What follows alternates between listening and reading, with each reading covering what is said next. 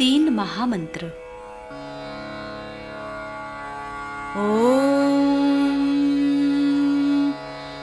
त्वमेव साक्षात् श्री महालक्ष्मी महासरस्वती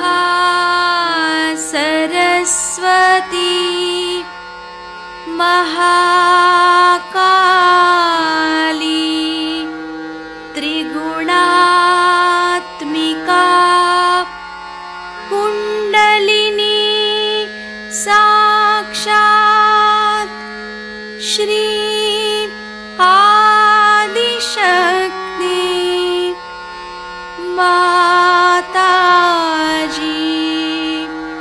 श्री निर्मला देव्यै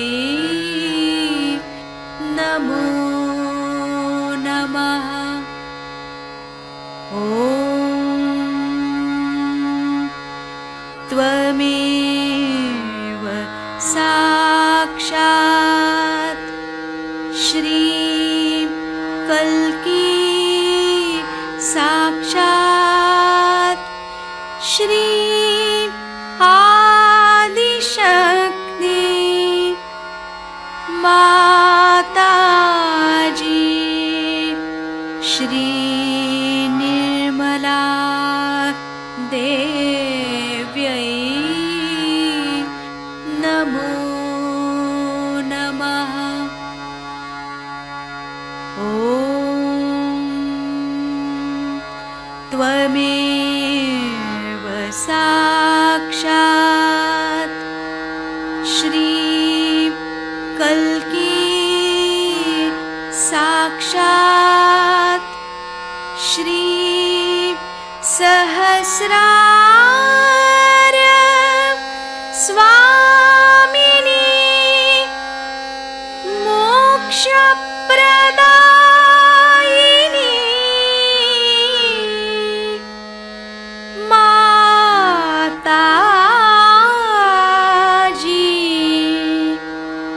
श्री निर्मला देव्यै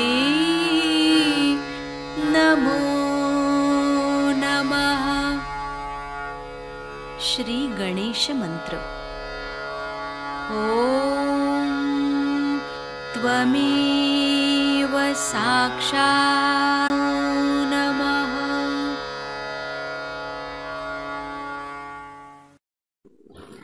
जय श्री माता जी।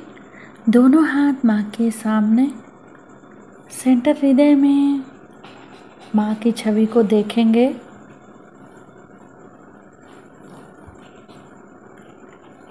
बीचों बीच हृदय में माँ को, श्री माता जी को बुलाएंगे। परम पूजनीय श्री माता जी, कृपा करके हम सभी के हृदय में अपना स्थान ग्रहण कीजिए। बार बार प्रार्थना, श्री माता जी कृपा करके हम सभी के हृदय में स्थान ग्रहण कीजिए। श्री माता जी हम सबको क्षमा कर दीजिए, हम सभी अज्ञानी हैं। सेंटर हृदय में श्री माता जी के प्रेम को अनुभव करेंगे।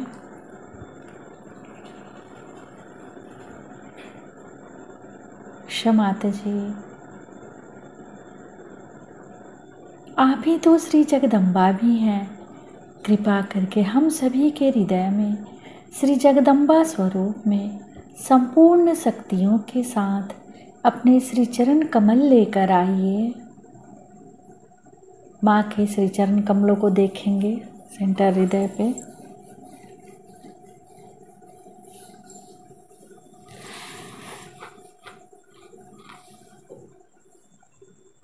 श्री माता जी कृपा करके हम सभी के हृदय को अपने प्रेम से भर दीजिए। श्री माता जी हम सभी आपसे बहुत प्रेम करते हैं, हम सभी के हृदय में आइए।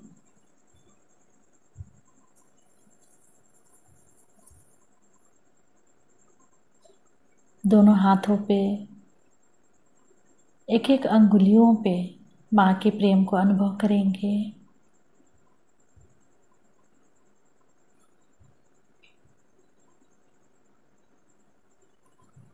धीरे धीरे अपने संपूर्ण चित्त को राइट स्वादिष्ठान पे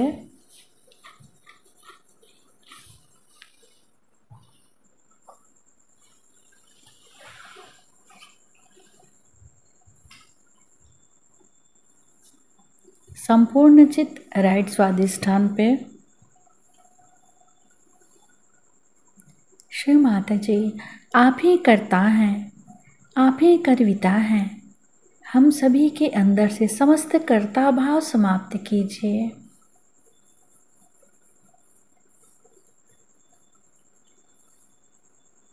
श्री माता जी, हमारे दाहिने स्वादिष्ठान में समस्त कर्ता भाव समाप्त कीजिए।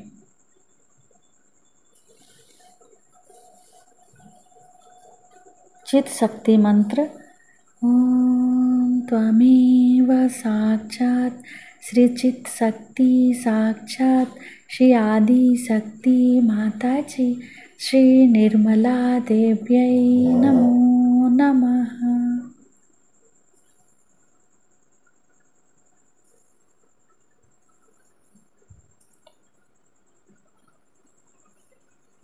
संपूर्ण चित राइट स्वादिष्ठान पे ही रखेंगे। अपने चित्त को वहाँ पर क्लॉकवाइज घुमाएंगे 7 टाइम्स।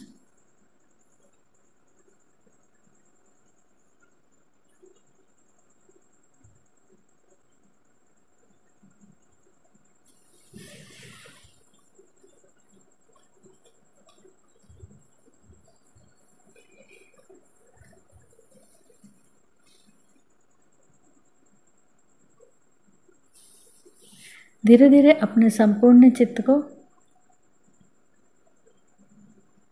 राइट नाभि पे माँ के श्री चरण कमलों को देखेंगे। शिव माता जी, कृपा करके अपने श्री चरणों की शीतलता हमारे लीवर पे प्रदान कीजिए।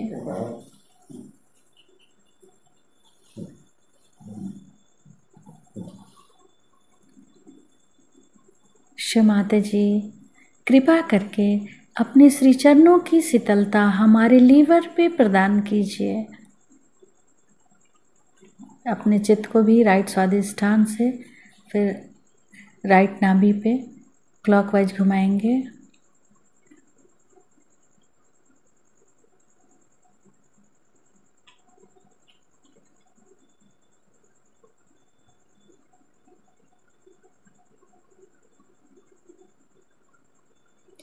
धीरे धीरे अपने संपूर्ण चित्त को सुषुम्ना नाड़ी से उठाते हुए सेंटर नाभि, सेंटर हृदय, सेंटर विशुद्धि, फ्रंट आज्ञा, सहस्त्रार।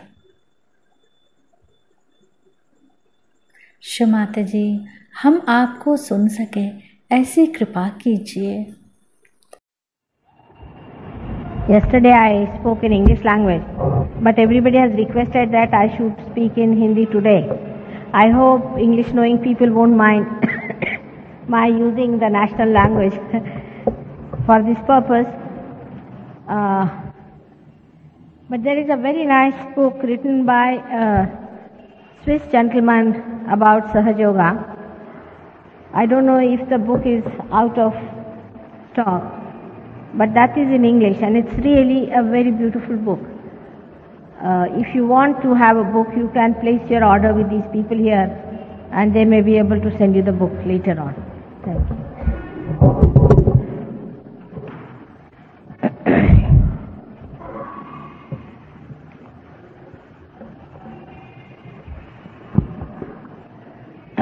कल आपको प्रस्तावना में मैंने बताया कि जो आप हैं वो किस लिए संसार में आए हैं, परमात्मा ने आपको इतनी मेहनत से क्यों इंसान बनाया और इस इंसान का क्या उपयोग है। इसके लिए परमात्मा ने हमारे अंदर जो जो व्यवस्था की है वो अतीव सुंदर है और बड़ी मेहनत लेकर के ये व्यवस्था की गई और सारी तैयारियां अंदर जुट गई थी। लेकिन जिस वक्त मनुष्य को स्वतंत्रता दी गई, जब मनुष्य ने अपनी गर्दन ऊपर उठाई और जो पूर्ण मानव हो गया, तो उसने अपने स्वतंत्रता को भी पा लिया था। उसके अंदर जो दोनों शक्तियां जिसके बारे में मैंने कल बताया था, ईड़ा और पिंगला की शक्ति, ईड़ा जिससे कि हमारा अस्तित्व एग्जिस्टेंस बनता है, और पिंगला के जिससे हम सृजन करते हैं, क्रिएटिव होते हैं, ये दोनों ही शक्तियां कार्यान्वित होने के कारण हमारे अंदर मन और बुद्धि या मन और अहंकार नाम की दो संस्थाएं तैयार हो गई। ये संस्थाएं आप अगर देखें तो सर में दो बलून के जैसे हैं, जो कि आपको यहाँ दिखाई देंगी कि सर में दो बलून के जैसे हमारे अंदर बन गई, जिसे अंग्रेजी में ईगो और सुपर ईगो कहा जाता है। ये दोनों संस्थाएं जा करके जब सर में बिल्कुल बीचों बीच जाके आपस में भिड़ गई, तो वहां पे घनीभूत होने के कारण वहां की जो तालू की हड्डी है, जिसे कि फॉन्टेनेल बोन कहते हैं, वो कैल्शियम से पूरी तरह से जुड़ गई, माने कैल्सीफाइड हो गई, माने जो वो नरम हड्डी थी वो एकदम सख्त हो गई। ये होने के कारण ही आप मिस्टर ये हैं, आप मिसेस वो हैं, आप मिस वो हैं। इसी कारण आप सब में जो अहम पना है कि मैं ये हूँ, मैं वो हूँ, मैं ये हूँ, ये सब इसी वजह से आ गया, क्योंकि आप सब उस सर्वव्यापी शक्ति से अलग हो गए। इससे पहले जो कुछ भी आपकी उत्क्रांति हुई, माने आप एक कार्बन एटम से लेकर के इंसान होने तक जो भी आपकी उत्क्रांति हुई, जो भी आपका इवोल्यूशन हुआ है, वो अपने आप होते रहा, और वो आपके सतर्कता में नहीं हुआ, आपके कॉन्शियस माइंड में नहीं हुआ। मैं बीच बीच में अंग्रेजी शब्द इस्तेमाल करूंगी, तो जिनको बहुत अच्छे से हिंदी नहीं भी आती वो भी समझ पाएंगे। कॉन्शियस माइंड में माने आपके सतर्क चित्त में ये बात नहीं आई कि आप किस तरह से अमीबा से इंसान बने। यह आपने जाना नहीं, यह अनजाने में ही होता रहा। लेकिन इसके आगे का जो उत्क्रांति का पद है, इसके बाद जो आपको पाने का है, वो आपको जानना जरूरी था। अगर आप न जानते तो न तो आप परमात्मा को जानते, न उसकी मेहनत को जानते, न ही उसकी शक्ति को जानते, न ही उस शक्ति को आप कार्यान्वित कर पाते। इस दशा में जब आ गए, इस विशेष दशा में, इस प्रौढ़ावस्था में, इस मैच्योरिटी में जब आप आ गए, तभी आपको वो पद मिलने वाला है जिसे आप अपनी सतर्कता में जानेंगे, अपनी कॉन्शियस माइंड से जानेंगे। आप इसको जानिएगा कि हम कुछ और हो गए, हमारे अंदर कुछ बदल आ गया, और इसीलिए स्वतंत्रता आपको दी गई। ये स्वतंत्रता इसलिए दी गई, जैसे कि एक बच्चे को पहले आप गणित में सिखाते हैं कि 2 और 2 4 है, उसके बाद उसको एक सवाल आप दे देते हैं, उसको कहते हैं कि इस सवाल का आप जवाब ढूंढ के निकालिए। ये सवाल आपको हमने दिया है, ये प्रश्न हमने आपके सामने रखा है, इस प्रश्न का हल आप निकालिए। इसी प्रकार परमात्मा ने आपको इसलिए स्वतंत्रता दी कि जीवन का प्रश्न जो है उसे आप अपनी बुद्धि से ही साधें। सब मनुष्य में बुद्धि होती है। बुद्धि में जब तक सुबुद्धि नहीं होती, विजडम नहीं होती है, तब वो बुद्धि किसी काम की नहीं। सुबुद्धि भी मनुष्य में होती है, जन्मता ही उसमें सुबुद्धि भी होती है, लेकिन मनुष्य अपनी स्वतंत्रता में इसे खो बैठता है। सुबुद्धि आपके अंदर होती है, और सुबुद्धि से जब आप किसी चीज में, अपनी स्वतंत्रता में किसी चीज को आप खोजते हैं, जब आप स्वतंत्रता में इसको खोजते हैं,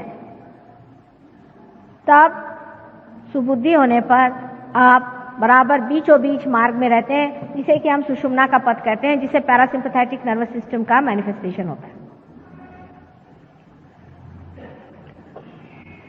अब जो लोग इस सुबुद्धि से अपरिचित हैं, या जिन्होंने उसको तिलांजलि दे दी, इस विजडम से पार हो गए, वो एक तो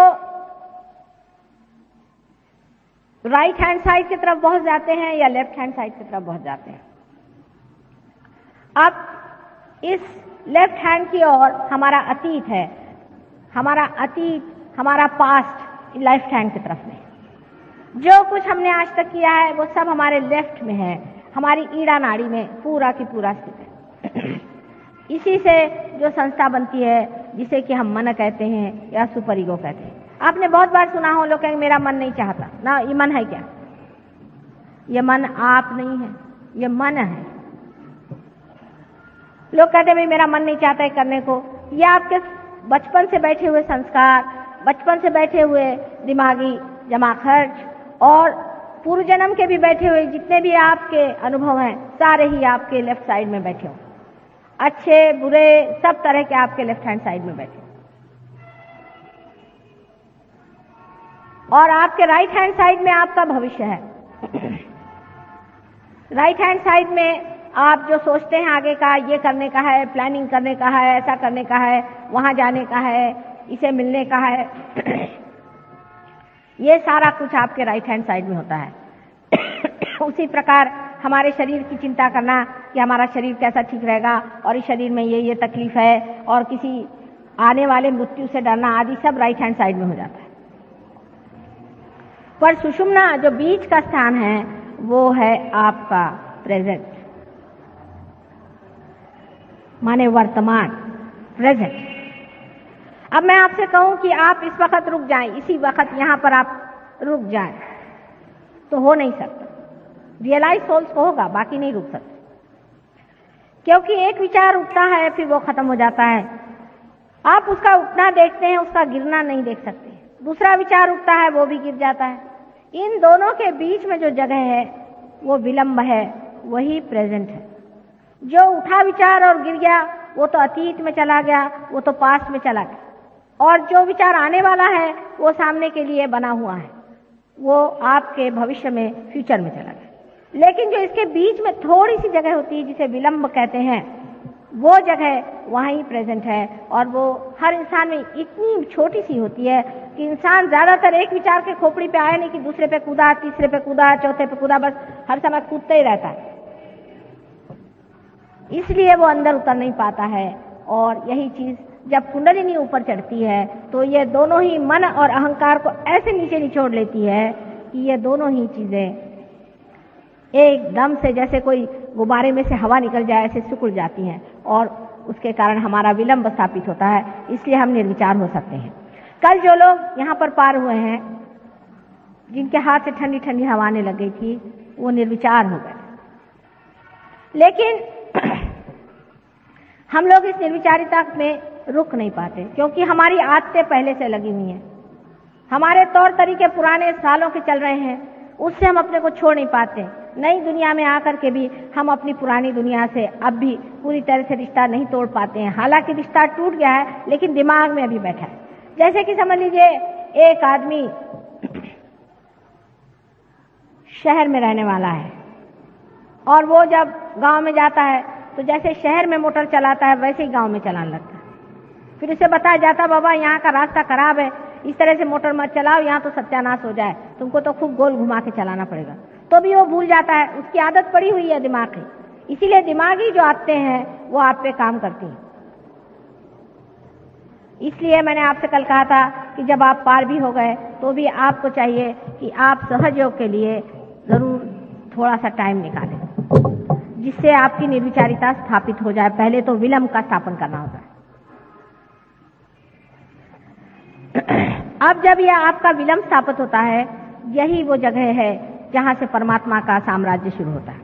जैसे कि आप सोचिए कि चक्की का मुंह, चक्की के मुंह में जब तक आप दाना नहीं देंगे वो पिस के नहीं निकलने वाला, ऊपर में आप डालिएगा इधर उधर फैल जाएगा। इसी तरह निर्विचारिता समझ लीजिए परमात्मा के साम्राज्य का मुख है, उसमें आप डाल दीजिए तो सारा ही कार्य हो करके, उसका जैसा प्रोसेसिंग हो करके आपको तैयार काम मिलेगा। यानी इतनी प्रचंड शक्ति है परमात्मा की। क्या आपको कोई प्रश्न है? अभी यहाँ पर एक साहब आए हुए हैं, वो मॉरिशस के रहने वाले हैं। बहुत बड़े साइंटिस्ट हैं और उन्होंने डॉक्टरेट की, बहुत सालों से मेहनत करते रहे, उनकी डॉक्टरेट किसी तरह से पास नहीं कर रहे थे और विषय उन्होंने बड़ा सुंदर लिया था कि शराब का क्या असर होता है हमारे ऊपर। उसमें सहयोग की दृष्टि से भी बहुत विचार विनिमय हुआ लेकिन उनका माँ मैं तो हार गया इन लोगों से, ये तो मेरा देखते भी नहीं। मैंने कहा अच्छा तुम्हारा थीसिस तुम लेके आ जाओ। तो लेके आए, मैंने उसे पढ़ा वढ़ा कुछ नहीं, मैंने कहा भाई अभी इसका तो टाइम नहीं है, बस मैंने उसे उठा करके और उस चक्की के मुंह में दे दिया और आपको आश्चर्य होगा दूसरे दिन वो डॉक्टर हो गए। दूसरे ही दिन, एक शब्द भी इसमें से झूठा नहीं। उस चक्की के मुंह में डालने का एक प्रयास शुरू हो जाना चाहिए। करते करते वही फिर आदत हो जाती, फिर हम कहते हैं अच्छा भगवान पे छोड़ दो। आप कितना भी कार्य कर लीजिए, लेकिन अगर वो परमात्मा पे छोड़ा नहीं है तो उसका फल पता नहीं कहां से जाके क्या निकल आए। जब आप विचारों के चक्करों में घूमते हैं तब आप कार्यान्वित रहते हैं। अब इसी वजह से मनुष्य ने जब अपनी स्वतंत्रता पाली तो उसने दो काम शुरू किए। शुरू में तो उसने ये कहना शुरू कर दिया कि ये नहीं करो, वो नहीं करो, यहाँ नहीं जाओ, वहां नहीं जाओ। खासकर वेस्टर्न देशों में बहुत ज्यादा डिसिप्लिन करो। अगर सवेरे जाना है तो ग्रे रंग का सूट पहनो, रात को जाना तो काले रंग का पहनो। शराब पीना है तो इस बोतल से पियो, फलाने का एक, उसका एक, अलग से एक ग्लास लाओ, उसके ऐसे कांटे चम्मच रखो, इसके साथ में ये कपड़ा पहनना चाहिए। मार खोपड़ी खा ली अपनी, उसका कोई अंत है? पागल जैसे लग गए। हर एक चीज का उन्होंने ऐसा तरीका बनाया कि आदमी पगला जाए। खाना न खाना हुआ एक आफत हो गई।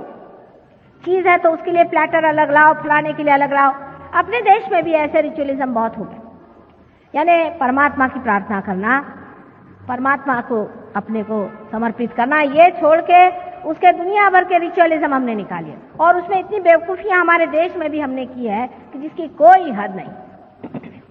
उसका उदाहरण एक बताऊं कि जैसे कि संकष्टी होती है अपने यहाँ, जिस दिन श्री गणेश जी का जन्म हुआ है, उस दिन उपवास करना। अब ये बताइए आपके घर अगर बच्चा होगा तो उस दिन क्या आप उपवास करेंगे, सुतक रखेंगे? एक सीधा हिसाब बताइए। एक रीजनिंग लगाना चाहिए ना, आदमी को सोचना चाहिए क्या हम इस तरह से करेंगे? हमारे घर अगर बच्चा हुआ तो भाई हम शोर करेंगे, उस दिन ढोल बजाएंगे, लोगों को पेड़े खिलाएंगे, खूब मौज करेंगे, मेजबानी करेंगे। और श्री गणेश जब पैदा हुए तो उस दिन जा करके आप उपवास करें। ये इस तरह की अजीब अजीब चीजें। फिर ये कि मंदिरों में जाना, फिर मंदिर में ब्राह्मण बैठे हुए हैं, बड़े 420 है पक्के, मालूम है इनका कोई चरित्र नहीं, कुछ नहीं, जाके उनके सामने उनके पैर छूना। आपके पैर के धूल के बराबर भी नहीं है, पर वहां बैठे हैं मंदिर में तो उनके पैर छूना। फिर वो तीला लगाना और सवेरे 4 बजे उठ करके सबको परेशान करना, चीखना, चिल्लाना, धर्म के नाम पे हर तरह की परेशानी डालना। हर एक धर्म में, कौन सा धर्म ऐसा नहीं जिसमें तमाशे नहीं किए? जैन धर्म लो तो भगवान ने बचा रखे। जैन धर्म में जो जो तमाशे इन्होंने किए हैं भगवान ही बचा रखे। एक बड़े भारी जैनी मुनि मेरे पास आए, मैंने कहा भाई ये क्या कर रहे हो तुम लोग? कि उसके चंवर के हिलाने के पैसे दो और उसके पीछे में वो मूर्ति के पीछे में खड़े होने के पैसे दो, उसके पैसे दो, उसके पैसे दो। ये कोई तरीका है? जैसे वो शादी होती है, बारात में दूल्हा आता है तो उसके घोड़े के पैसे दो, उसके गाड़ी के पैसे दो। ऐसे भगवान के सब चीज के आप पैसे देते बैठे हुए हो। इस तरह की अजीब सजीब चीजें हमारे धर्म के नाम में बन गई। क्रिश्चियन धर्म में तो और भी सत्यानाश, कुछ पूछे ही नहीं। पहले आपको मालूम होगा कि पोप साहब ने वो निकाले थे परवाने, ये लो वो लो और परवाने करो। अभी भी वही चला, हर एक चीज में पैसा। जहां जाइए वहां पैसा लेना और इस तरह की चीजें करना। फिर आप जानते हैं नन्स बनाना, फिर उनके बाल कटवाना, फिर उनको हर तरह से उनके शरीर को तकलीफ देना। ये किसने बताया? अपने यहाँ भी बहुत है। कोई वो हो गए सन्यासी नहीं हो गए, कोई सन्यासी हो गए तो एक पैर से खड़े हुए हैं, कोई सर के बल खड़े हुए हैं। ये कोई परमात्मा को खुश करने का तरीका है? आप ही बताइए। अगर आपका बेटा आपके सामने ऐसा करे तो आप तो मर जाइएगा परेशानी से कि क्या पगला गए कि हुआ है इनको, ये ऐसा क्यों कर रहे हैं? किसने बताया आपको कि आप अपने को इतनी तकलीफ दीजिए, इतने परेशानी में डालिए? रात दिन यहाँ मुसलमानों में पकड़ के कोड़े मारो, चिल्लाओ, चीखो, ये किसने बताया? इस तरह के तमाशे रिलीजन के नाम में न जाने कितने अंट शंट बातें हो गई जिसकी कोई हद नहीं। तो उसका रिएक्शन हो गया। जब बेवकूफी हद तक पहुंच गई तो उसका रिएक्शन हो गया। साइकोलॉजिस्ट आए, वो अपने बड़े अक्लमंद समझते हैं, हमारे मराठी में कहते हैं उल्टावर से शहाणे। उन्होंने समझाना शुरू कर दिया कि साहब ये तो ठीक नहीं है, आप कंडीशनिंग कर रहे हो, अपना सब व्यक्तित्व ही खत्म करे दे रहे हो, ये नहीं करो, वो नहीं करो, तुम्हारा लिबरेशन कैसा होगा, तुम सब इनहिबिटेड हो, तुम्हारे अंदर ये हालत खराब है, वो हालत खराब। चलो साहब, अब ये सवारी कर चुके, अब दूसरी सवारी शुरू हुई। अब दूसरी सवारी पे लग गए। एक तरफ से तो इन्होंने ऐसा विकृत मन तैयार कर लिया, धर्म के नाम पे, डिसिप्लिन के नाम पे, दुनिया भर की चीजें कर करके, और लोगों में इतनी विकृति आ गई, बिल्कुल जिसको कहते हैं अनैसर्गिक, कृत्रिम, बिल्कुल आर्टिफिशियल चीजें आ गई। और दूसरी साइड में इन्होंने जो शुरू कर दिया कि साहब कुछ नहीं, किसी की परवाह नहीं, भगवान नाम की चीज नहीं है, कोई नहीं, हमको कोई मतलब नहीं। 12 साल का बच्चा हो गया तो माँ बाप से कोई मतलब नहीं, माँ बाप भी छोटा बच्चा पैदा हो गया उसको दूसरे कमरे में डाल देंगे। औरतें फ्री हो गई, आदमी फ्री हो गया। भाई फ्री क्या हो रहे हो, किससे हो रहे हो? आप एक शरीर के अंग प्रत्यंग हैं, आप फ्री कैसे होंगे? जैसे मेरी उंगली इसमें से छटक के कह दे कि मैं फ्री हो गई, तो इसका क्या अर्थ निकलता है? ऐसे उंगली का जो मरी हुई उंगली है। फ्री तो आप तब होंगे जब उसको जानिएगा जिसके अंदर आप बसे हुए, उस शक्ति को जानिएगा जिससे आप प्लावित। तो हुआ क्या कि पहले तो आपने अपने को धर्म के नाम पे सर्वनाश कर लिया, और अब दूसरी तरफ शुरू हुआ धर्म के नाम पे सर्वनाश करो।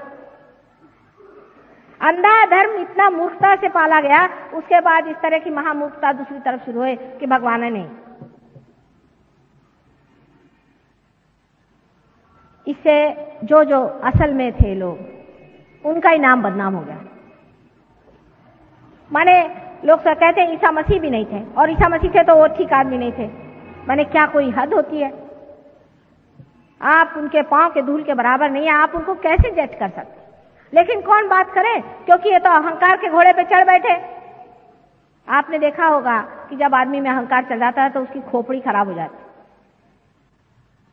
एक कहानी है कि कुछ देहाती लोग एक मिनिस्टर साहब से मिलने गए, तो उनके पीए साहब मार अपनी शान बगा रहे थे। तो बेचारे देहाती को समझ में आया, उन्होंने कहा कि साहब आप क्यों इतने बिगड़ रहे हैं? कहना आपको पता नहीं मैं पिए हूँ? कहना हमको पहले पता देते आप कि आप पिए हुए हैं तो हम आपके सामने नहीं आते। तो जिसके ईगो चढ़ जाता है वो पिए हुए आदमी जैसा था, उसको समझ में नहीं आता है। उसके पास अगर सत्ता हो गई तो उसको तो ऐसा लगता है कि वो घोड़े से भी जल्दी चल रहा है। घोड़ा तो पीछे रहेगा, या ऊपर ही दौड़ते रहता है बिगाड़ घोड़े के। अजीब पागलपन के नमूने आप लोगों ने देखे होंगे, मुझे बताने की जरूरत नहीं। कोई आदमी फोन पे बात करता है तो फौरन पता हो जाता है कि कहाँ की चिड़िया है ये।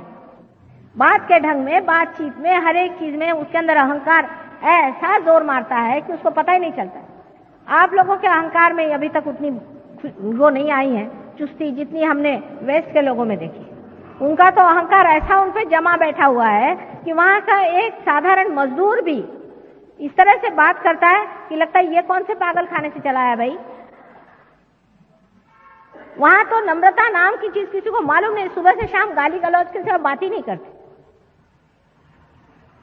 कम से कम अपने देश में सभ्यता है, कम से कम बोलने में लोग सभ्यता से बात करते हैं। नसीब है मैं मराठी में हिंदी में बोल रही हूँ, ये लोग सुनेंगे नहीं।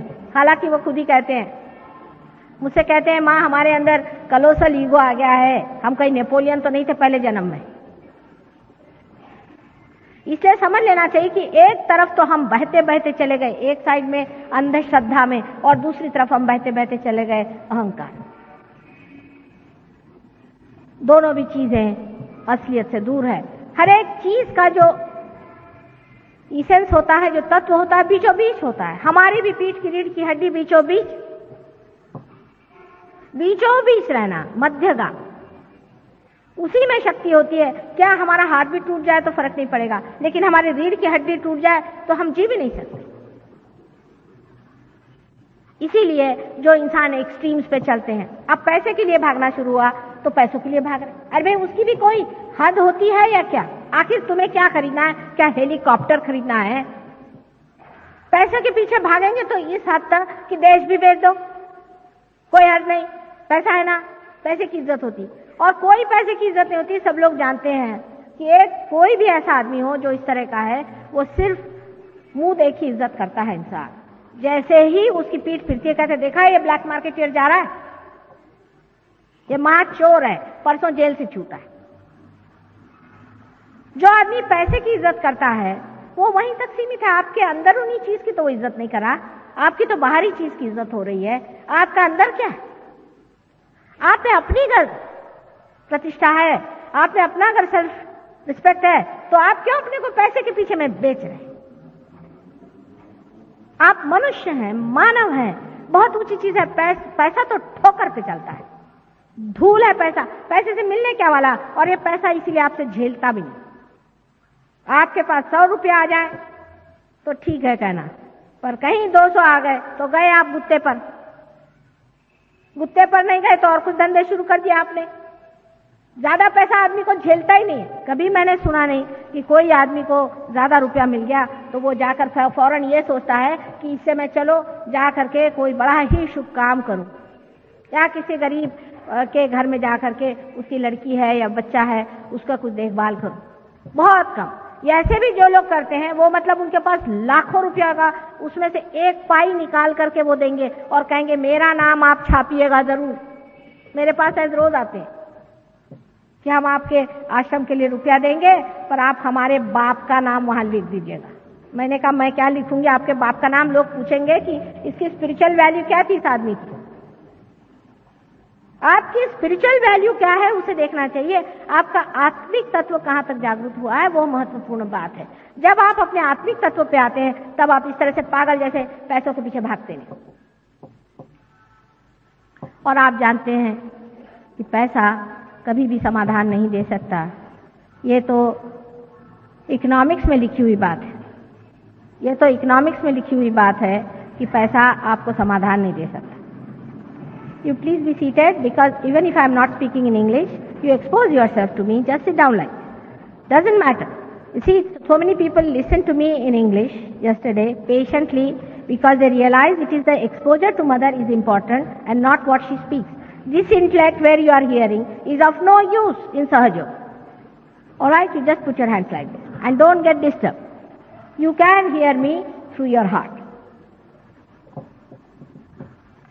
तो आपकी जो असलियत है उसकी इज्जत करिए। जो आपके अंदर बसी हुई परमात्मा की देन है उसकी आप इज्जत करिए, और तब आप किसी एक्सट्रीम पे नहीं जाते। सत्ता के पीछे में आजकल आप देख रहे हैं अपने देश में कि लोगों में जरा भी किसी भी प्रकार की स्टेबिलिटी नजर नहीं आती, क्योंकि उनमें अपने में उनको विश्वास नहीं रह गया। उनको यही नहीं समझ में आ रहा है कि क्या करें, बौखला गए। उनका बेस ही कोई नहीं रह गया, कोई उनके तत्व नहीं रह गए, क्योंकि वो तत्व से बहुत दूर चले गए हैं। और उस तत्व के दूर जाने के लिए उनको कोई भी घबराहट नहीं होती, क्योंकि उनका अहंकार उससे पूरा होता है। इसका फायदा बहुत लोग उठाते हैं। इस तरह के जो लोग डामाडोल होते हैं उनका बहुत लोग फायदा उठाते हैं। अब आप कहिएगा कि माता जी आजकल तो सभी लोग इसी प्रकार के अपने देश में हो गए हैं। सबका जो है वो अहंकार इतना बढ़ गया है कि लोग किसी भी तत्व में विश्वास नहीं करते। नहीं करेंगे तो भुगतेंगे। जो मनुष्य अपने तत्व में विश्वास नहीं करता वो भुगतेगा। हर एक ने भोगा है, और जो नहीं करेंगे वो सब भोगेंगे। हिटलर अपने को समझता था कि वो दुनिया को नचा देगा। उस जमाने में तो उसको ऐसा लगता था कि वो जो करे सो कायदा। उसका उन्होंने तो भोगा ही, उनके सारे देश ने भोगा और आज तक भोग रहे। इसलिए याद रखना चाहिए कि पहले ये मैं कहूं कि तुम बेटा भोगो, बेहतर मैं ये कहूं कि तुम अपना जो आनंद है उसे भोगो, अपना जो सुख है उसे भोगो, अपना जो तत्व है। ये भी एक शान की चीज है कि आदमी अपने तत्व पे खड़ा है। इससे बढ़ के और क्या शान हो सकती है? आपके पास 4 मोटरें नहीं हो तो क्या फर्क पड़ने वाला है? उससे क्या आपका चला जाने वाला है? लेकिन कम से कम दुनिया में लोग ये तो कहते हैं कि तत्व के आदमी हैं। अगर है दुनिया में तो ये तत्व के आदमी है। ऐसे तो 1000 खटमल पैदा होते हैं और मर जाते हैं। आप अगर वाकई में कोई इंसान है तो अपने तत्व पे आपको रहना चाहिए। और जब आप अपने तत्वों पे रहते हैं तो बहुत से लोगों का ये भी उसमें गड़बड़ हो जाता है कि बड़े तत्वनिष्ठ हुए तो सबको सोचते हैं डंडा मारते फिरो। तत्वनिष्ठ माने उनको लगता है 4 बजे सवेरे उठना बड़ी तत्वनिष्ठता है। ये ऐसे तत्व नहीं है। तत्व बहुत ही अंदर से जानने की चीज है। सबसे बड़ा तत्व है प्रेम। सबसे बड़ी ऊंची चीज है प्रेम। और जिसने इस तत्व को नहीं पहचाना वो बाकी के जो दिखाऊ तत्व है जिससे आप दुनिया भर की गर्दन घोटते फिरिए। आपको उपास करना है, उपास करते रहिए। दुनिया भर को आप क्यों स्काउट बनाए हुए हैं? सारे दुनिया भर को स्काउट बनाने की क्या जरूरत है कि सबको आप गर्दन घोटे हुए हैं? अपने यहाँ ऐसे भी बहुत सारे लोग निकल आए हैं कि सबका जीवन मुश्किल कर दे। सहयोग में आपको सहज रहना चाहिए। सहज सहज सहज माने जैसे आप हैं वैसे नहीं। कोई आपको असहज भावना नहीं करने की। कोई आपको जरूरी नहीं कि आप लंगूर बन के घूमिए, या कोई जरूरी नहीं कि आप बड़े भारी अंग्रेज साहब बन के घूमिए। आप हिंदुस्तानी हैं, हिंदुस्तानी ढंग से आप रहिए। हिंदुस्तानी इंसान जैसे रहते हैं वैसे रहिए। आप अंग्रेज हैं, आप अंग्रेज जैसे रहिए। मुश्किल काम है, लेकिन हाँ। अब उन लोगों के यहाँ क्या हो गया कि एक एक्सट्रीम पे चले गए, अब दूसरा एक्सट्रीम शुरू हो गया। वहां के लोगों ने कपड़ा ही पहनना छोड़ दिया। जितना उन्होंने कपड़ों का पहले महात्म्य किया था, अब उसके फलस्वरूप ये हो गया कि वो कहते चलो फटे कपड़े पहनो। यहाँ से फटे कपड़े वहां पे एक्सपोर्ट होते हैं, आपको पता ही होगा, जिसमें बड़े बड़े पैक्स लगे हुए हैं, वो बड़े अच्छे माने जाते हैं वहां। इसलिए अति पे जाने वाले लोगों ने अपने साथ बड़ी ज्यादती कर ली। अब बहुत लोगों को है कि काम है मुझे बहुत, मैं काम करता हूं। काम करना अच्छा है, लेकिन परमात्मा को भी याद करना चाहिए। अपने आत्मा की तरफ भी ध्यान देना चाहिए। बैल के जैसे जुतने वाले लोग सहयोग के लिए बेकार। कोई जरूरत नहीं बैल के जैसे जुतने की। ठीक है, आप टाइम से काम करिए और थोड़ा टाइम अपनी बीवी बच्चे सबके साथ रहिए। उनके साथ भी समय बिताइए। आपके ऊपर उनकी भी जिम्मेदारी है। उनका जीवन बर्बाद करके आप बड़ा भारी तमाचा लगाने की कोई जरूरत नहीं। अपने घर के लोग, अपने अड़ोस पड़ोस के लोग, सबसे आप प्रेम से रहिए। आपको प्रेम के लिए टाइम नहीं है और काम करने के लिए आपके पास टाइम है, और इस काम का फायदा क्या है? क्या फायदा है आपको? हमने बड़े बड़े देख लिए तीरंदाज इसमें, जिन्होंने बड़ी बड़ी पोजीशन ऑक्यूपाई करी। जब वो रिटायर हुए तो जो कुर्सी खिसकी तो वो तो एकदम रसातल में पहुंच जाते। कोई पूछता भी नहीं एक बार जाकर कि आप कहां बैठे हुए हैं। और जिन्होंने प्रेम की गाथा गाई उनको आज तक लोग याद करते रह गए। ऐसे अनेक आप उदाहरण जानते हैं। जितने भी साधु संत हो गए, चाहे जैसे भी गरीबी में रहे हो, आज भी लोग मत्था टिकाने उनके दरबार पहुंचते हैं। और जो बड़े बड़े अपने को रईस समझ करके और बड़े बड़े अपने को शहंशाह समझ करके दुनिया में जिन्होंने आफत मचा दी थी, आज वो कहां से खेत में और कहां धूल में पड़े हुए हैं, सड़ रहे हैं। किसी को पता भी नहीं कि कौन कहां चले गए। कम से कम किसी को पता भी हुआ तो उधर से कोई जाएगा नहीं, बाबा रे बाबा वो राक्षस वहां सो रहा है, अपन इधर ही से चलो। लेकिन जिन्होंने प्रेम किया संसार पे, जिन्होंने प्रेम दिया, ऐसे लोगों की एक एक चीज में, उनके एक एक वाक्य में इतना माधुर्य है कि अभी तक जहां भी कहीं कुछ मिलता है लोग उसे पकड़ लेते हैं। आप ही लोग, जब आप जानते हैं कि हृदय से आप ऐसी ही चीजों की इज्जत करते हैं, आप ऐसे ही इंसान की हृदय से इज्जत करते हैं, फिर आप अपनी भी इज्जत करिए। अपना भी स्थान बनाना होगा, और जब ये स्थान बनता है तभी आप मध्य में आ जाते हैं। ये सब मैंने इसलिए बताया क्योंकि हमारे यहाँ एक्सट्रीम्स पे जाने से कितने कितने उपद्रव हो गए हैं, उसके बारे में आपको पता ही नहीं है। अब इससे अनेक प्रकार होते हैं। जैसे कि आप अगर कलेक्टिव सबकॉन्शियस में चले जाएं, बहुत ज्यादा आप भगवान को पूजा कर रहे हैं, रात दिन भगवान भगवान भगवान, आपका कोई अधिकार नहीं है। सुबह से शाम तक आप माला जपते बैठे हैं। अब आप सोचिए, मैंने कल ही बताया था कि भाई माला जपना सबका अधिकार नहीं, ना करना चाहिए। भगवान को याद करने के लिए हृदय में उनको स्थित करके और उनको बहुत ही आग्रह से बुलाना पड़ता है, तब उनसे कुछ संबंध बनता है। और आप लोग इस प्रकार जो उनका नाम जपते रहेंगे तो उससे क्या होगा? उससे सिर्फ एक बात होने वाली है, और वो बात ये हो जाती है कि भगवान तो कोई नहीं आते हैं, पर कोई राम नाम का समझ लो भूत हो, वही आपके खोपड़ी में आ जाएगा। बहुत से लोगों ने मुझे बताया, माता जी मैं बैठा था, भगवान की पूजा कर रहा था, मेरे गले से, मेरे हाथ से हार उठा और भगवान के गले में पड़ गया। मैंने कहा भगवान को और कोई काम नहीं। फिर आगे बढ़ते बढ़ते ऐसे गुरुजी लोग निकल गए। कल उनके पास मैं गया था, उन्होंने बता दिया कि मेरे पिताजी ने मेरा धन कहाँ गड़ा के रखा है। मैंने कहा ये भगवान तुम्हारे इसके सब लिख के रखते हैं कि तुम्हारे बाप ने कहाँ धन तुम्हारे लिए गड़ा के रखा है कि 4 जनों की और गर्दनें काटो।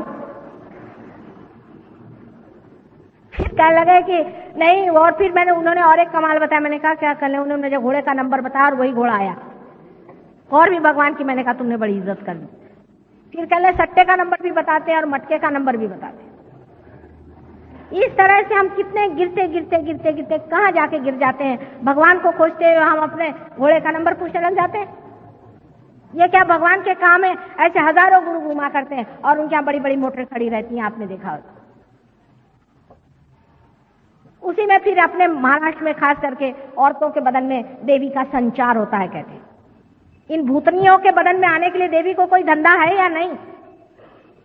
वैसे तो वो बर्तन मांजती रहती है दुनिया भर के, और उनके अंदर देवी आ गई, सब गए उसके पैर छूने के लिए। ये सारी बेवकूफी हमारी लेफ्ट साइड के मूर्खता की वजह से और अंधता की वजह से हम लोग करते हैं। सुबह से शाम घर कहाँ भाई जाओ, तुमको मंदिर जाना है जाओ, सिर्फ वहां जो मूर्ति है उसके सामने मत्था टिकाना और वापस चले आना। तो वो मानेंगे नहीं इस बात। वहां से वो प्रसाद ले आएंगे, वो पता नहीं किस गंदे आदमी ने किस तरह से बनाया है, उसका हृदय कैसा है, वो खा के चले गए, हाँ प्रसाद खाया, और उसके बाद सीधे डॉक्टर के पास।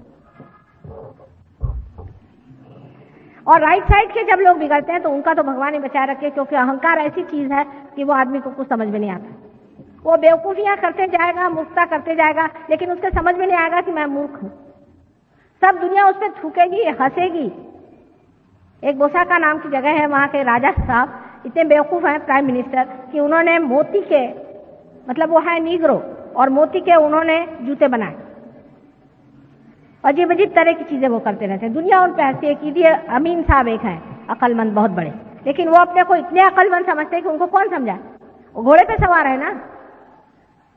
अहंकारी आदमी तो बहुत ही मुश्किल से ठीक होता है, क्योंकि उसका अहंकार, वो सोचता है यही मैं हूं, और इस अहंकार को भी पालने वाले पैदा हो गए।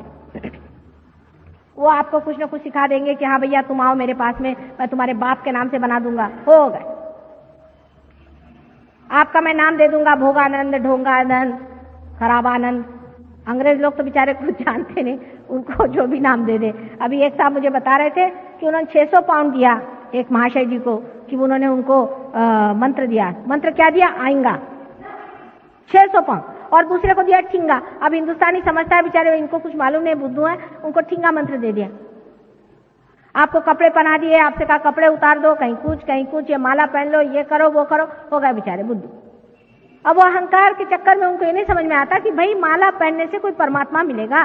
कबीर ने तो कहा है कि कर का मन का छाड़ी दे, मन का थे। ये सब क्या गधे थे? नानक जी क्या सब बिल्कुल झूठ बोल गए? तुकाराम क्या बिल्कुल गलत थे? ज्ञानेश्वर बिल्कुल गलत थे? और ये कहां से आ गए हैं आज समझाने के लिए? इसे मराठी में कहते हैं उपट शुंभ। इनकी बातें आप लोग सुनने लग जाते हैं क्योंकि आप राइट साइड पे बहुत क्रॉस कर गए। फिर कोई आकर के आपको बातें करे और आपका दिमाग खराब कर दे, आप पे ऐसे वर्णन करे, आपके बिल्कुल पुल बांधे तारीफ के, इतना आपको प्रेस कर दे, आप बिल्कुल लद्द से जमीन पे गिर जाइएगा, आपको पता नहीं चलेगा, गर्दन कट जाए। ऐसी बेवकूफी में फंसने वाले लोग परमात्मा को क्या पाएंगे? यहां उल्टी बात है, आपको परमात्मा को पाना है। यहां आपको परमात्मा को बुलवाना है, उनका आवाहन करना है, अपने हृदय में बिठाना है, उनसे कहना है कि प्रभु आओ, हमारे अंदर जो भी दोष हो उसे क्षमा कर दो और हमारे हृदय में आप जागरूक हो जाओ, आप सुप्त न रहो। यहाँ दूसरी बात है, यहाँ कोई दुकान नहीं है कि आप देते हो कि नहीं देते हो, कोई आपने हमको रुपया पैसा दिया था जो हम देंगे। ऐसे आकर लोग डंडे लेकर खड़े हो जाते कि आप माँ हो कि हमको क्यों नहीं देते, देना तो देंगे नहीं तो नहीं देंगे, आप हमें ललकार नहीं सकते। इसकी वजह ये नहीं कि देना नहीं चाहते, लेकिन जब नहीं बनता है तो नहीं बनता है, और बनता है तो बनता है, उसे क्या किया जाए। अगर एखादा बीज अपने आप ऊपर आता है तो आता है, नहीं तो नहीं आता है। ये आप बात जानते हैं। उसके ऊपर कोई जबरदस्ती की जाती है कि उसके अंदर से अंकुर खींचा सकते हैं। क्या आपकी कुंडलिनी को कोई खींच लेगा? जो कुछ भी आपका किया कराया है, जिस तरह से अपनी आपने तबीयत संभाली है, उसके अनुसार आपकी कुंडलिनी जागृत होती है। इस प्रकार आपके अंदर जो दो शक्तियां हैं, ईड़ा और पिंगला में जो बहती हैं, जिसका पहले का नाम है कि आप कहें महाकाली की शक्ति, इसका इंग्लिश में कोई नाम नहीं है। ये महाकाली की शक्ति आपके लेफ्ट साइड में दौड़ती है। इसे होली घोस्ट अंग्रेजी में कहते हैं। इसी एक महाकाली शक्ति से ही दूसरी शक्तियां निकलती है। यही परम शक्ति है। इसमें से दूसरी शक्ति निकलती है जिसे कि हम लोग महासरस्वती की शक्ति कहते हैं, जिससे हम सोचते हैं, विचारते हैं और आगे की बात करते हैं। इन दो शक्तियों को गलत तरीके से इस्तेमाल करने की वजह से ही हमारे अंदर अहंकार और प्रतिअहंकार के घनीभूत सर में ये बबल्स हो जाते हैं, या कहना चाहिए गुब्बारे जैसे दो घनीभूत संस्थाएं तैयार हो जाती हैं। और इसके चक्कर की वजह से ही कुंडलिनी नहीं उठती, क्योंकि जब इस तरह से एकदम पूरी तरह से आपका सर ढक जाए, या एक ने ज्यादा ढकेल दिया हो या दूसरे ने ज्यादा ढकेल दिया हो, तो बीच की जगह नहीं बन सकती, कुंडलिनी जगह पे बैठी रहती। पर सर्वसाधारण कुंडलिनी उठ जाती है, आपने कल देखा है। इसीलिए मैं आपसे कल कह रही थी कि क्षमा करें। अहंकार का इलाज है क्षमा करना। अगर आपको गुस्सा आए, जैसे ही गुस्सा आए आप एक शब्द कहें कि क्षमा। कोई अगर बोले समझ लो आप बहुत क्विक टेम्पर्ड हैं, बहुत हॉट टेम्पर्ड हैं, बहुत ही ज्यादा, आपके नाक पे कहते हैं कि नाकाचा शेंडाला राग अस्तु, नाक के ऊपर में यहाँ आप पे गुस्सा बैठा हुआ। ऐसे आदमी को यह करना चाहिए, जैसे आप में गुस्सा आए तो आप उसे कहते ठहरिए ठहरिए ठहरिए, 3 मरतबा उसे कहिए, या आप उसे कहिए क्या कहा आपने, क्या कहा आपने, क्या कहा आपने, और फिर उसके बाद आप कहिए क्षमा। कोशिश करके देखिए, गुस्सा आपका कम हो जाएगा। लेकिन जबरदस्ती गुस्से से जूझने की जरूरत नहीं है। गुस्से की जूझने की जरूरत नहीं। जिस आदमी के अंदर गुस्सा दबा हो, चाहे निकला हुआ है, जिसमें गुस्सा करने की आदत है, इसका मतलब है उसका अहंकार दुखित है, उसका अहंकार परेशान है। इसलिए आदमी को पहले अपने को क्षमा करना चाहिए और फिर दूसरों को क्षमा करना चाहिए। और क्षमा इसीलिए बहुत बड़ा एक साधन भगवान ने हमें दिया हुआ है, जिसके कारण हम अपने अहंकार को पा सकते हैं। अब हमारे मन को जीतने का कौन सा तरीका है? एक तो क्षमा से हम अपने अहंकार को जीत सकते हैं, और अपने मन को जीतने का तरीका यह है कि जिस चीज को बहुत ज्यादा देखने का मन करता है, जिस चीज को बहुत ज्यादा पाने का मन करता है, उधर से अपने मन को कहना क्या बेवकूफी लगा रखी है, तो मन का खिंचाव खत्म हो जाएगा, मन की आदतें टूट जाएंगी। आदतें तोड़ने के लिए सबसे अच्छा तरीका यही है कि जिस चीज का बहुत मन चाहता है उसे कहना अच्छा जरा आप बैठे रहिए, बहुत आपको देख लिया हमने। लेकिन ऐसा नहीं होता है। अधिकतर लोग कहेंगे कि भाई मैं तो भाई असली घी खाता हूं और तो कुछ नहीं खाता, मैं तो भाई ऐसा है मेरा कि मुझे तो बढ़िया एकदम खाने के लिए चाहिए। हमारे यहाँ खाने पीना ज्यादातर मन में होता है, अपने देश में खाने पीने की बीमारी, तो सुबह से शाम यही बीमारी है कि आप क्या खाते हैं। क्या भगवान आपको खाने पर कोई पारितोषिक देने वाला है कि भाई आप ये खाना खाते हैं, वो खाना खाते हैं, आपको इस खाने का शौक है, आज मला पूरण पोड़ी चाहिए। इसमें अपनी शान बघारना कितनी बेवकूफी की बात है। मुझे ये अच्छा लगता है, मुझे वो अच्छा लगता है, इस तरह से जबान से कहना भी क्या शोभनीय है।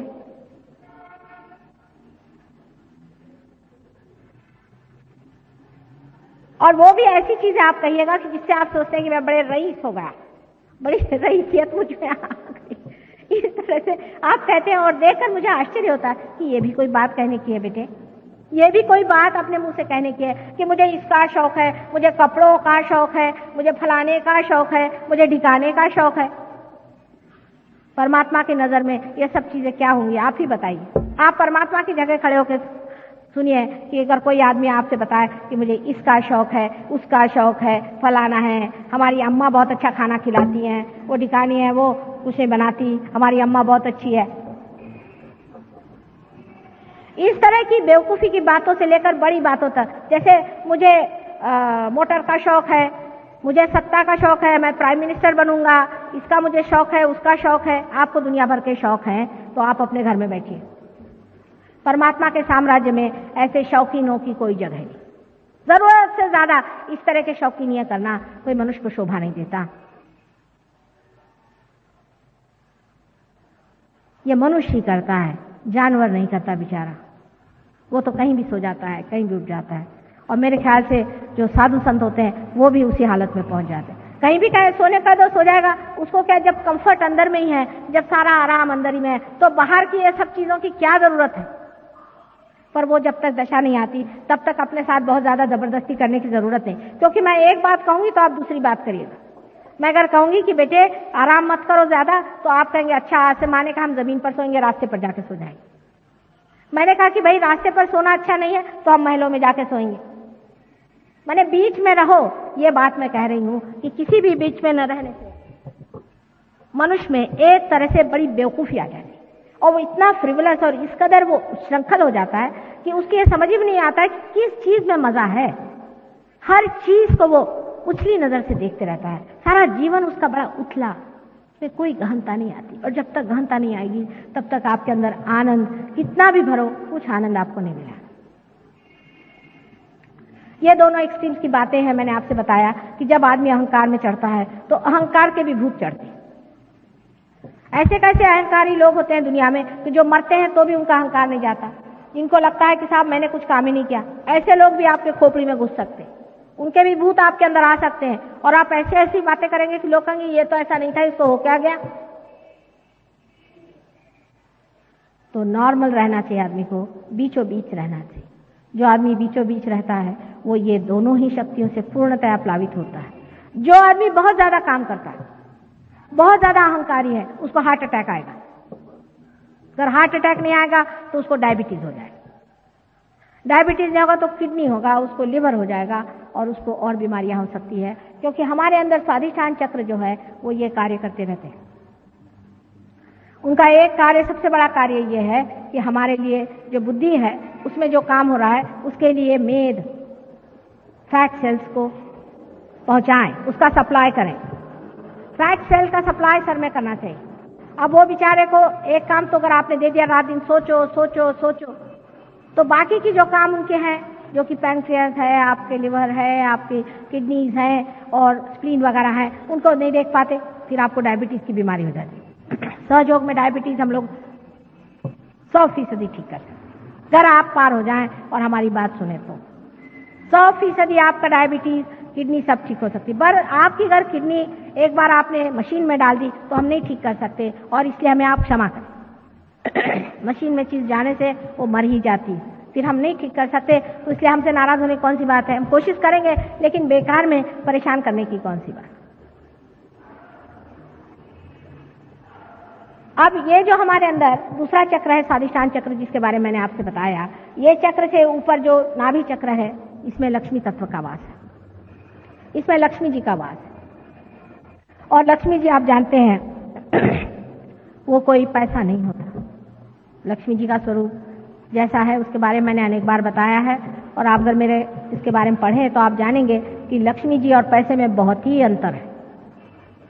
सबसे बड़ी चीज लक्ष्मी पति वो होता है जो मन से बहुत संतुष्ट होता है, जो दूसरों को देता है और जिसके आश्रय में अनेक रहते हैं, जो कमल के जैसे अपने ऊपर वस्त्र परिधान किए हुए हैं और जो अत्यंत हृदय से भी कमल के जैसा बहुत ही ज्यादा वार्म, बहुत ही ज्यादा सुगंधित होना चाहिए। अब ये लक्ष्मी तत्व जब हमारे अंदर जागृत हो जाता है, जब कुंडलिनी लक्ष्मी तत्व को छोड़ती है, तब हमारे जो कुछ भी सांपत्तिक प्रश्न है वो ऐसे छूट जाते हैं। अब सांपत्तिक प्रश्न का मतलब नहीं है कि आप अगर होना चाहें, समझ लीजिए आप बिरला टाटा होना चाहें तो वो तो कभी ना होना, उनको जाके पूछे उनका क्या हाल है। लेकिन आपकी जो सांपत्तिक स्थिति है वो अच्छी हो जाती है। उसका मुख्यतः कारण ये कि लक्ष्मी तत्व जागृत होते ही आपकी सारी गंदी आदतें छूट जाती।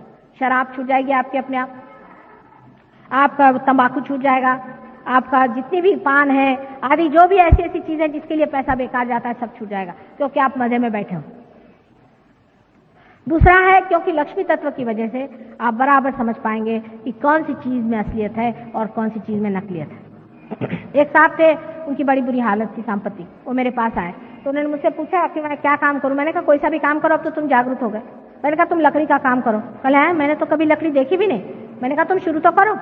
धीरे धीरे उनको वाइब्रेशन से पता चलने लग गया कि इस काम में कैसी प्रगति करनी चाहिए, कैसे चलना चाहिए, और उन्होंने बहुत उसमें रुपया कमाया। मैंने बहुत माने काफी, जितना कि एक आदमी को समाधानी आदमी को मिलना चाहिए। इस तरह से सबका ही लक्ष्मी तत्व ठीक हो जाता है। हमारे लंदन में ऐसे बहुत से लोग हैं जिनको के लक्ष्मी तत्व से अनेक फायदे हो गए। जिनके पास मकानात नहीं थे उनको अचानक मकानात मिल गए, जिनके पास में खाने को नहीं था उनके पास कुछ न कुछ नौकरी मिल गई, कुछ न कुछ व्यवस्था हो गई, अनेक तरह से मदद हो गई, और इस तरह से लोगों का लक्ष्मी तत्व फायदे में आ गए। अब जब लक्ष्मी तत्व आपका जागृत हो जाता है कुंडलिनी जागृति के बाद, तो जब आप किसी भी चीज पर अपने हाथ रखते हैं, समझ लीजिए अगर एक पेड़ है और वो मर रहा है, उस पर अगर आपने हाथ रख दिया तो उसके अंदर भी लक्ष्मी तत्व जागृत हो जाएगा, उस पेड़ को कीमत आ जाएगी। माने उस पेड़ में ऐसे फल लगेंगे जो बड़े कीमती होंगे। इतना ही नहीं, आप सोचिए एक चीज है, ये स्टोन है मेरे पास, एक हमारे ऑस्ट्रेलियन शिष्य आए तो मुझे कहने लगे कि माँ ये ऑस्ट्रेलियन ओपल है आपको नहीं, तो एकदम सफेद रंग का था, भूरे भूरे रंग का। मैंने कहा बेटे मैं तो कुछ लेती नहीं, कहने माँ हमारी तरफ से ऑस्ट्रेलिया की तरफ से एक ले लो। तो मैंने फिर सोना दे के इसको इसमें गठवा लिया।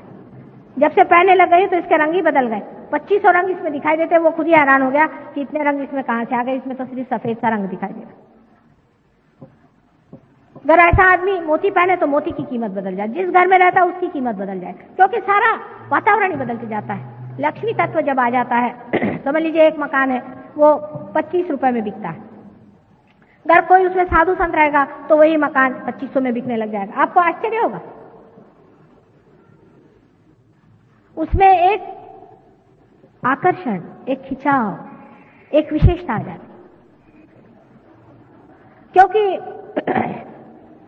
जो तत्व है वो इतना परिणामकारी है, उसके बारे में हम जानते ही नहीं। उसका एक बड़ा कॉन्क्रीट उदाहरण आपको मैं दूं।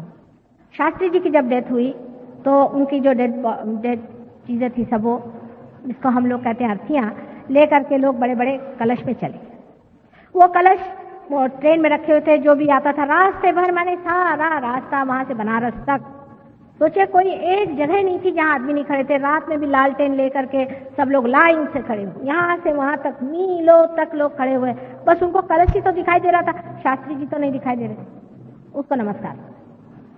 उसके बाद जब वो कलश वहां गए बनारस में और गंगा जी में वो अर्थियां जब समर्पित हो गई, उसके बाद किसी ने पूछा भी नहीं वो कलश कहाँ पड़े हुए हैं, वो फिर गए एक तरफ में, कोई देखने वाला भी नहीं। तब किसी ने पूछा भाई वो कलश कहाँ है, वो चांदी के कलश थे, कहीं खो हो जाए, तो उनको कोई जानता नहीं कहाँ पड़े हुए हैं कलश, वो गिरे हुए थे एक तरफ में, फिर उन्होंने उठा के लाया कि कल देखो ये कलश यहाँ पड़े हुए। जब उसके अंदर का तत्व खत्म हो गया उसमें क्या अर्थ है क्या? इसलिए अपने तत्व पे रहिए, और ये तत्व हमारे अंदर जो है, ये तत्व जो जागरूक रखता है, पहले तो आपके अंदर आपके नाभि पर ये चक्र है, और इस नाभि चक्र पे आपका माँ का वरदान है, आप अपने माँ से कनेक्टेड है। और जिस इंसान की माँ बहुत धार्मिक और अच्छी औरत होती है, जिसमें कोई भी अतिशयता नहीं होती है, ये बड़ा भारी वरदान उस आदमी के लिए। ऐसे आदमी का नाभि चक्र ज्यादातर संतुलित रहता है। जिस माँ ने अपने बच्चे को प्यार दिया, दुलार दिया और उसको हमेशा तृषित रखा या तकलीफ दी, तो फिर बहुत परेशानी हो जाती। पर अगर उस बच्चे को खूब सारा प्यार दिया और उसको हमेशा संतुष्ट रखा है, तो ऐसा लक्ष्मी चक्र बहुत जल्दी जागरूक हो जाता है। और कभी कभी कोई माँ है बहुत ही ज्यादा धार्मिक है, बहुत ज्यादा जिद्दी है, और दुनिया भर की चीजें खुराफात करती रहती है, अपने बच्चों को नहीं देखती, उनका लक्ष्मी तत्व खराब हो सकता है। वो चाहे पैसे वाला हो लेकिन उसमें लक्ष्मी तत्व नहीं होगा, माने वो ऐसा आदमी समाधानी नहीं होता। अब साइकोलॉजिस्ट भी इसको मानते हैं कि जिस बच्चे का बचपन अच्छे से नहीं बीतता है, वो आदमी जरा सा कुछ अबनॉर्मल होता है। उसके आगे का जो चक्र है, उसके आसपास में जो आप वॉइड देख रहे हैं, ये बहुत जरूरी चीज है। ये हमारे पेट में सारा जो वॉइड है, जिसको कि यहाँ पर दिखाया गया है इस तरह से, इसके अंदर दत्तात्रेय जी का स्थान है, गुरु का स्थान है। हमारे पेट के अंदर गुरु का स्थान है। जैसे नाभि चक्र से हम खोजते हैं, पैसा खोजते हैं, या चाहे पहले तो हम खोजते हैं पेट भरने के लिए, फिर अपनी तृप्ति खोजते हैं, फिर उसके बाद में उससे नहीं भरा तो फिर उसके बाद में हम सत्ता खोजते हैं, पैसा खोजते हैं, ये खोजते हैं, वो खोजते हैं, और फिर उसके बाद में जो गुरु तत्व होता है उसको खोजते हैं। हम खोजते हैं कि हमें कोई ऐसा आदमी मिले जो हमें इस भवसागर से पार करा दे। इसके खोज में हम लग जाते हैं। ये दत्तात्रेय जी का स्थान है। आदिनाथ, जब आपने तो सुना ही है आदिनाथ का नाम, मच्छिंद्रनाथ का नाम, आदिनाथ जिन्हें जैनी लोग भी मानते हैं, उन आदिनाथ से लेकर सब दत्तात्रेय के अवतरण हैं। और ये अवतरण मुख्यतः 10 अवतरण हम मानते हैं मुख्यतः, पर ऐसे तो अनेक हुए हैं। ये 10 अवतरण में मोहम्मद साहब भी है। दत्तात्रेय ही हैं साक्षात मोहम्मद साहब। यानी हम लोग ऐसे हैं कि हम साईनाथ को मानते हैं, हाँ वो भी बिल्कुल दत्तात्रेय ही थे, शिरडी के साईनाथ दत्तात्रेय थे। लेकिन अगर कोई हमसे कहे कि मोहम्मद साहब भी दत्तात्रेय थे तो नहीं मानेंगे। आखिर साईनाथ भी तो मुसलमान थे, फिर आप उनको क्यों मानते? उनको हम मानेंगे पर मोहम्मद साहब को हम नहीं मानेंगे।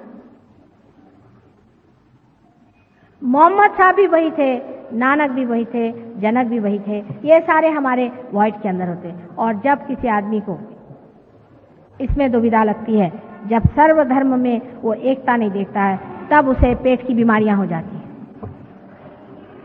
इसलिए आपको सबको समझ लेना चाहिए कि दत्तात्रेय का तत्व क्या है।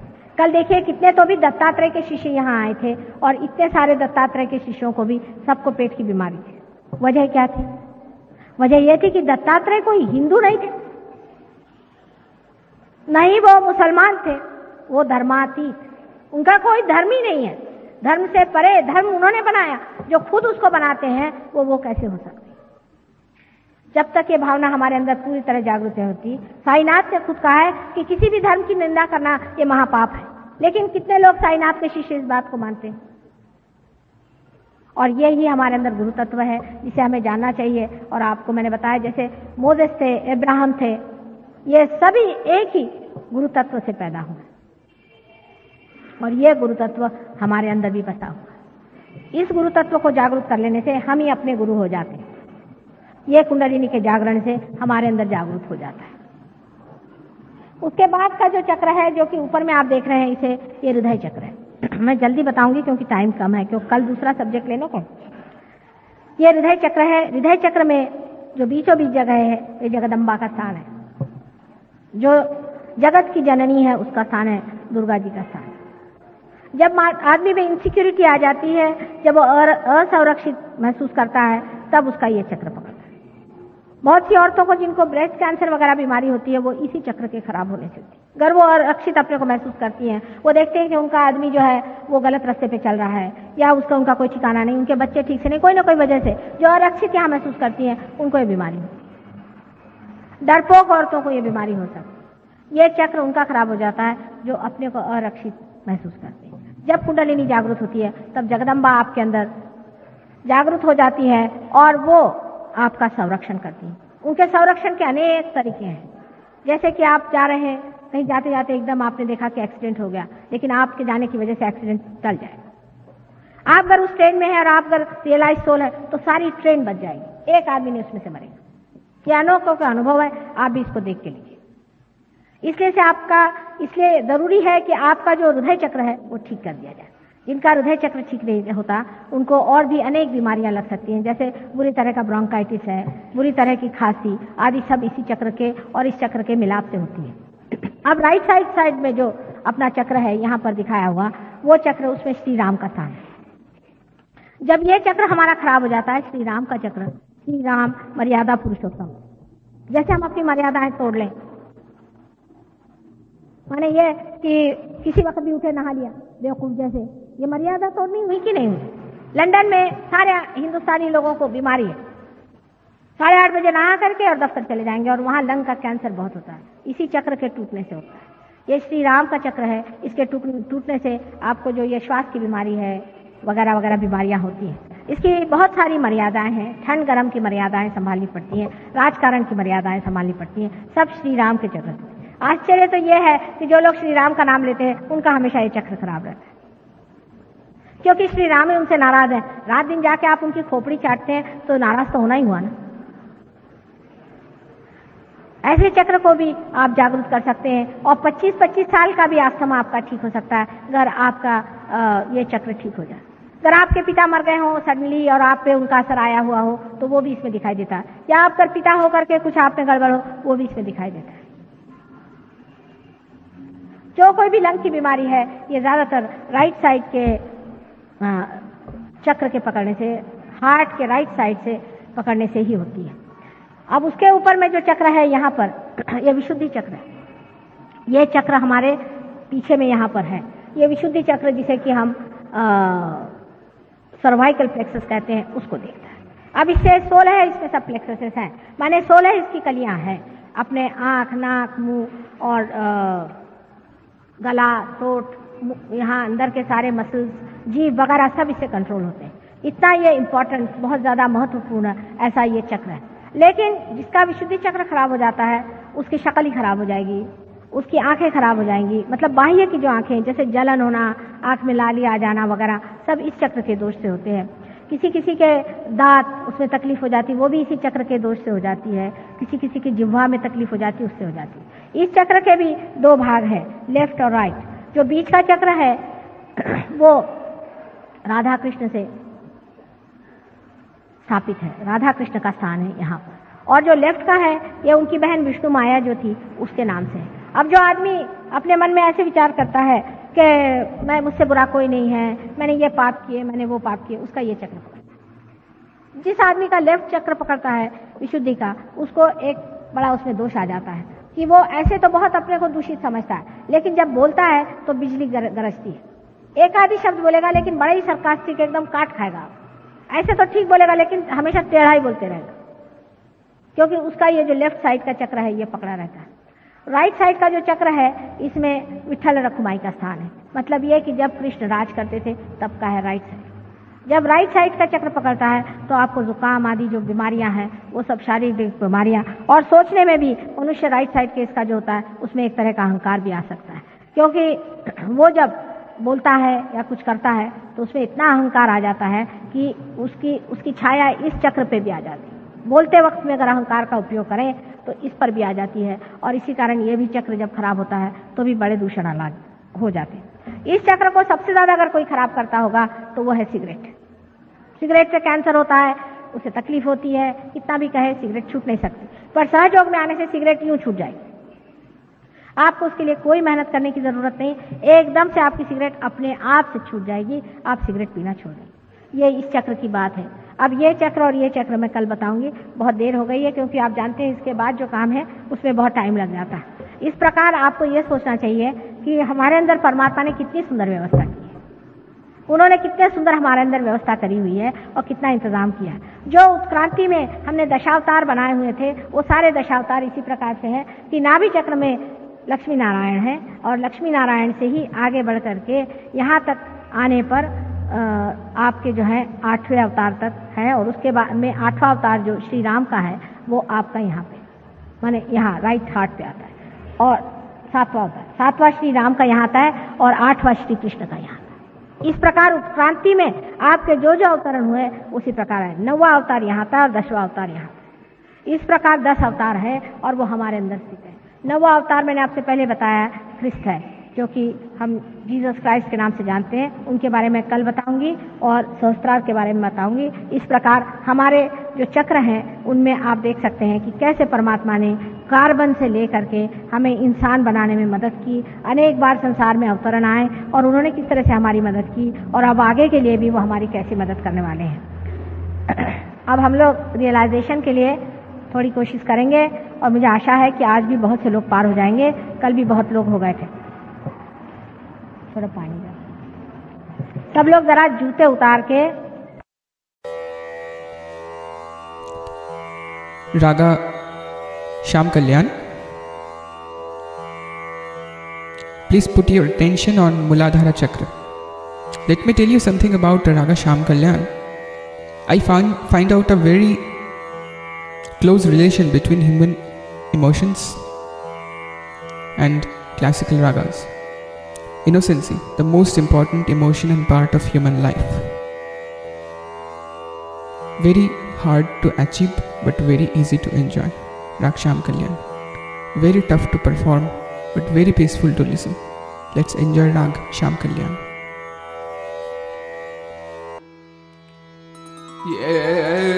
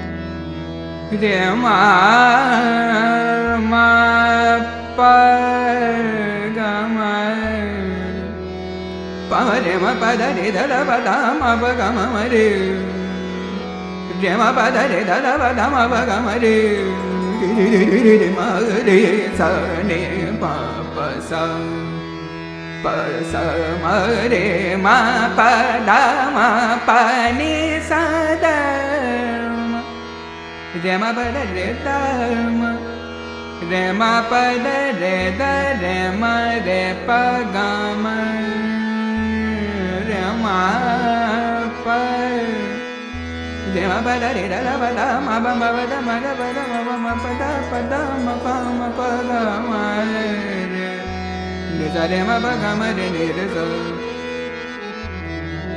ni sa re ma ba ga ma re ni re sa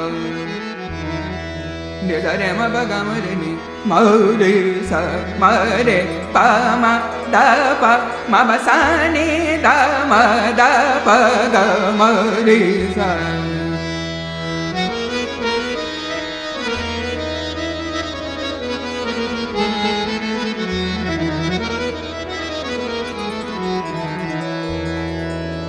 de mama ma de pa ma pa ba ma ba da ma ba de ma ba da de da ba da ma ba ga ma de de sa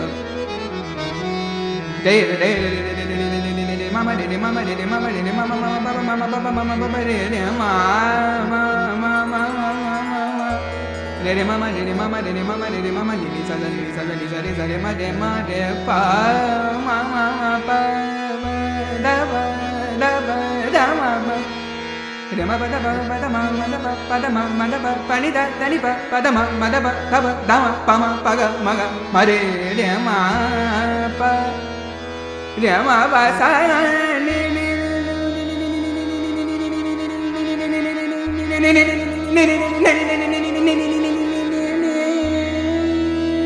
sa re ma pada ma pa ni sa da ma de ma pa da de da pa da ma pa de ma pa de ma de pa ma pa de ma ma de pa pa de ma ma de ma de pa ma pa de ma pa da ma pa ni sa ni da pa da ma pa ga ma de sa